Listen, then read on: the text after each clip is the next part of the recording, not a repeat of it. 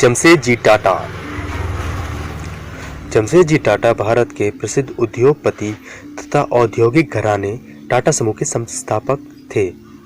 भारतीय औद्योगिक क्षेत्र में जमशेदजी ने जो योगदान दिया वह अति असाधारण और बहुत ही महत्वपूर्ण है। जब सिर्फ यूरोपीय, विशेष तौर पर अंग्रेज ही उद्योग स्थापित करने में कुशल समझे जाते थे, जमशेदजी ने भारत में औद्योगिक विकास का मार्ग प्रशस्त किया। टाटा साम्राज्य के संस्थापक जमशेदजी द्वारा किए गए कार्य आज भी लोगों को प्रोत्साहित करते हैं। उनके अंदर भविष्य को भांपने की अद्भुत क्षमता थी, जिसके बल पर उन्होंने एक औद्योगिक भारत का सपना देखा था। उद्योगों के साथ साथ उन्होंने जीवन विज्ञान और तकनीकी शिक्षा के लिए बेहतरीन सुविधाएं उपलब्ध कराई। प्रारंभिक जीवन। जमशेदजी नुसीरवान जी टाटा का जन्म 3 मार्च 1839 में दक्षिणी गुजरात के नवसारी में एक पारसी परिवार में हुआ था।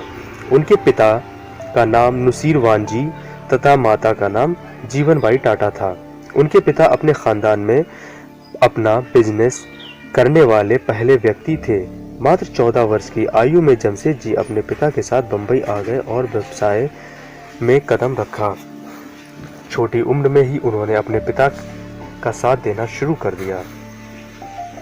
जब वे 17 साल के थे तब उन्होंने मुंबई के एल्फिंस्टीन कॉलेज में प्रवेश लिया और 2 वर्ष बाद सन 1858 में ग्रीन स्कॉलर यानी कि स्नातक स्तर की डिग्री पूरी की और पिता के व्यवसाय में पूरी तरह से लग गए। इसके पश्चात इनका विवाह हीराबाई दबू के साथ करा दिया गया। जमशेदजी ने अपनी शिक्षा पूरी करने के बाद एक वकील के साथ काम करना आरंभ किया, किंतु उसमें उनका मन नहीं लगा। उन्होंने वकील का दफ्तर छोड़कर अपने पिता के व्यवसाय में हाथ बटाना उचित समझा। व्यवसाय में उन्हें बहुत रुचि थी, अतः वे सफल व्यवसायी बनने के गुर शीघ्र ही सीख गए। उन्होंने व्यापार की बारीकियों को समझा। व्यापार के प्रति बेटे की लगन और कर्मठता को देखकर नसरवान जी बहुत प्रसन्न हुए।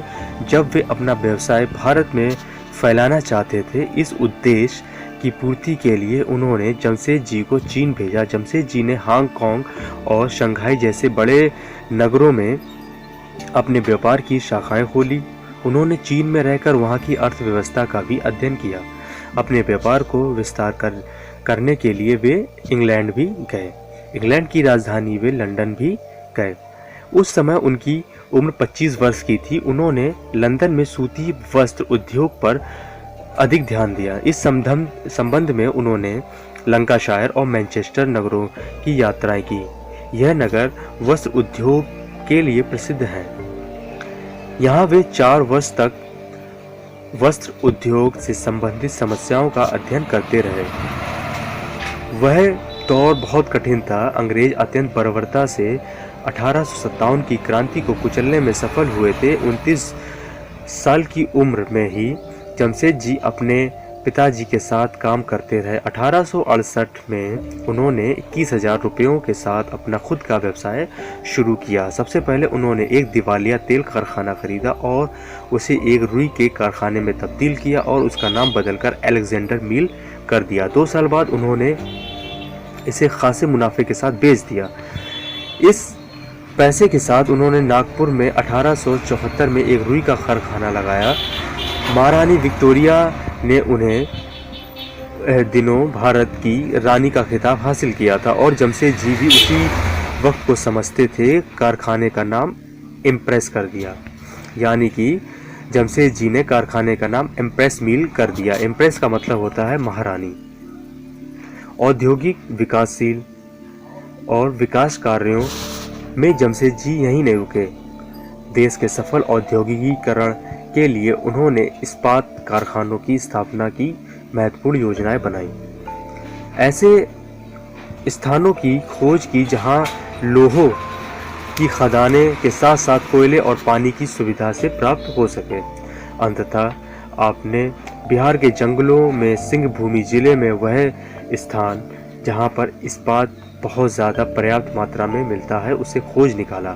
जमशेदजी की अन्य बड़ी उल्लेखनीय योजनाओं में पश्चिम घाटों के तीव्र धारा प्रपातों से बिजली उत्पन्न करने वाले विशाल उद्योग है, जिसकी नींव 8 फरवरी 1911 को लानौली में गवर्नर द्वारा रखी गई थी। सफल औद्योगिक और व्यापारी होने के अतिरिक्त सर जमशेद जी उदार चित्त के व्यक्ति थे। वे औद्योगिक क्रांति के अभिशाप से परिचित थे और उसके कुपरिणामों से अपने देशवासियों, विशेषतः मूल जो मजदूर होते हैं, उनको बचाना चाहते थे। इसी उद्देश्य से उन्होंने मिलों की चार दीवारी के बाहर उनके लिए पुस्तकालय, पार्क आदि की व्यवस्था कराई। साथ ही साथ उन्होंने दवा का भी प्रबंधन किया। जमशेद जी ने कहा था कि अगर किसी देश को आगे बढ़ाना है तो उसके असहाय और कमज़ोर लोगों को सहारा देना ही सब कुछ नहीं है, बल्कि समाज के सर्वोत्तम और प्रतिभाशाली लोगों को भी ऊंचा उठाना है। उन्हें ऐसी स्थिति में पहुंचाना भी ज़रूरी है जिससे कि वे देश की महान सेवा के लायक बन सकें। होटल ताज। विश्व प्रसिद्ध ताजमहल होटल सिर्फ मुंबई ही नहीं बल्कि संपूर्ण भारत में ख्याति प्राप्त है।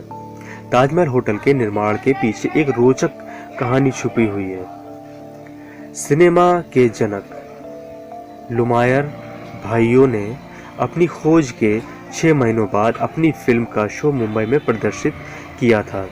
वैसे तो वे ऑस्ट्रेलिया जा रहे थे, लेकिन बीच रास्ते में उन्होंने मुंबई में भी शो रखने की बात सोची। 7 जुलाई 1896 को उन्होंने मुंबई में तत्कालीन आलीशान वोटसान होटल में अपनी 6 अलग अलग फिल्मों के शो आयोजित किए। इन शो को देखने के लिए मात्र ब्रिटिश लोगों को ही आमंत्रित किया जाता था, क्योंकि वोटसन होटल के बाहर तख्ती लगी रहती थी जिस पर लिखा होता था, भारतीय और कुत्ते होटल में नहीं आ सकते। टाटा समूह के जमशेद जी टाटा की भी लुमायर भाइयों की फिल्में देखना चाहते थे, लेकिन उन्हें वोटसन होटल में प्रवेश नहीं मिला। रंग भेद की इस घृणित नीति के खिलाफ उन्होंने आवाज़ भी उठाई। इस घटना के 2 साल बाद ही वोटसन होटल की सारी शोभा धूमिल कर दी। एक ऐसे भव्य ताजमहल होटल का निर्माण जमशेद जी ने शुरू करवा दिया। 1903 में यह अति सुंदर होटल बनकर तैयार हो गया। कुछ समय तक इस होटल के दरवाजे पर तख्ती लटकती थी जिस पर लिखा होता था, ब्रिटिश और बिल्लियां अंदर नहीं आ सकती।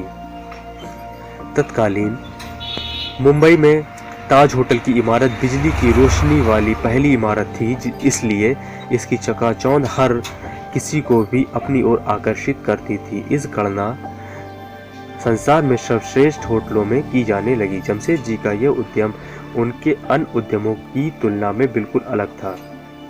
सच तो यह है कि वे उद्योग ही तरह चलाना नहीं चाहते थे, इसलिए उन्होंने खर्च का भी हिसाब नहीं लगाया। इंग्लैंड की यात्रा।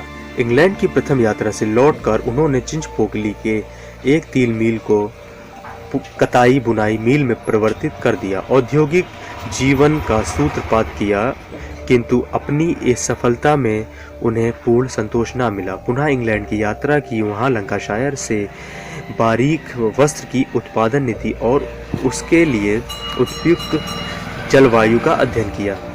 इसके लिए उन्होंने नागपुर को चुना और वहां पर वातानुकूलित सूत मिलों की स्थापना की। इस तरह से लंकाशायर का जलवायु कृत्रिम संसाधनों से नागपुर की मिलों में उपस्थित कर दिया। जमशेद जी के 3 बड़े और विचार थे। एक, अपनी लोहा और स्टील की कंपनी खोलना। दूसरा, एक जगत प्रसिद्ध अध्ययन केंद्र स्थापित करना। तीसरा, जल विद्युत परियोजना यानी कि हाइड्रो इलेक्ट्रिक प्लांट लगाना। तीनों कार्य उनके बच्चों ने किए।